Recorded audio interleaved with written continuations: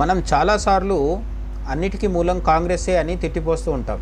నిజంగా అన్ని తప్పిదాలు, ఘోరాలు, దారుణాలు భస్మాసుర హస్తం పార్టీనే చేసిందా?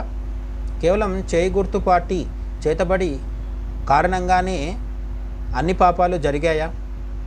దేశాన్ని మతాల ప్రాతిపదికన ముక్కలు చేసి వేలాది మంది హిందువుల శవాల మీద హిందుస్థాన్ సాధించుకున్నాం. ఇప్పటికీ ఇంకా దేశ విభజన అసంపూర్ణంగానే మిగిలిపోయింది. పూర్తిగా అటు వెళ్ళాల్సిన వాళ్ళు ఇక్కడే ఉన్నారు. అక్కడ మిగిలిపోయిన వాళ్ళు ఇప్పటికీ హింసింపబడుతున్నారు. పాకిస్తాన్ సైన్యం ఆక్రమించిన పీఓకే భూభాగాన్ని వదులుకోవాల్సి వచ్చినా దానికి కారణమైన జవహర్లాల్ నెహ్రూని దేశానికి ప్రధానిగా ఎవరు ఎన్నుకుంటూ వచ్చారు? భారత్ చైనాతో సమానమైన బలమైన దేశంగా ఉన్న ఆ కాలంలో అప్పట్లోనే డ్రాగన్ దురాక్రమణ చేసి మన పెద్ద భూభాగాన్ని కబ్జా చేసింది. అక్కడ గడ్డి కూడా మొలవలదు అని చెప్పి అహంకారపూరిత అజ్ఞానమైన కామెంట్స్ చేసిన జవహర్లాల్ నెహ్రూ నాయకత్వాన్ని నెత్తిన పెట్టుకొని తర్వాత కూడా కొనసాగించింది ఎవరు? పార్లమెంట్ సాక్షిగా ఎంతోమంది సాధువుల మీద కాల్పులు జరిపించిన ఇందిరాగాంధీకి పగ్గాలు అప్పగించి పెద్దపీట వేసింది ఎవరు? పౌరుల హక్కులను కాలరాసి ఎమర్జెన్సీ తెచ్చి వేలాది మంది నాయకులను జైళ్లలో పడేసిన ఇందిరాగాంధీకే మళ్ళీ పట్టం కట్టింది ఎవరు?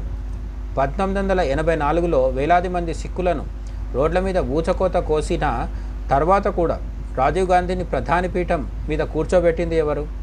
భోపాల్ గ్యాస్ దుర్ఘటన తర్వాత ప్రధాన నిందితుడిని సొంత కారులో ఎయిర్పోర్టుకు పంపి అమెరికా తరలించిన ఆనాటి సీఎం అర్జున్ సింగ్, అదే పార్టీకి అర్జున్ సింగ్ నాయకత్వం వహించిన కాంగ్రెస్ పార్టీకే మళ్ళీ ఓట్లు గుద్దింది ఎవరు?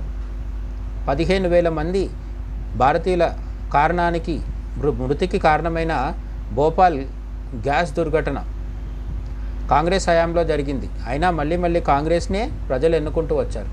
రామమందిరం రాకుండా కోర్టుల్లో వందలాది లాయర్లను అడ్డుపెట్టిన కాంగ్రెస్ పార్టీని ఓట్లతో ఇప్పటికీ గెలిపిస్తూనే వస్తున్న వారు ఎవరు? అటల్ బిహారీ వాజ్పేయి లాంటి గొప్ప నేత పాలన పోయి 2G, 3G వంటి ఎన్నో కుంభకోణాలతో పాటు 26/11 ముంబై దాడుల్ని కూడా మరిచిపోయి మన్మోహన్ కాలపు సోనియా సర్కార్ను మళ్ళీ అధికారంలోకి తెచ్చింది ఎవరు? దేశం అభివృద్ధి చెందుతున్న రామమందిరం స్వప్నం సాకారమైనా కూడా అరాచక పాలనను సాగిస్తున్న కాంగ్రెస్ను నేటికి భరిస్తున్న ఓట్లేస్తున్న హిందువులు ఇవన్నిటికీ కారణం కాదా? మన సెక్యులర్ హిందువులే మన దుర్దశకు అసలు సిసలైన బాధ్యులు. జై హింద్.